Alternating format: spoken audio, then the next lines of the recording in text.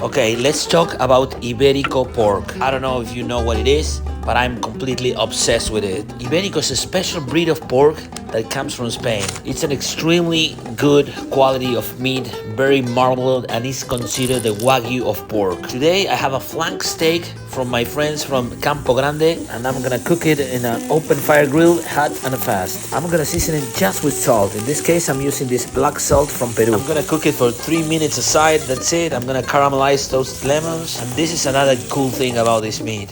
Because it's such a good quality, you can cook it to medium rare, like this. Check this out. You won't believe how delicious this is. So if you're into trying new premium cuts of meat, you don't wanna miss this one. Go to my friend's website, Campo Grande, and thank me later.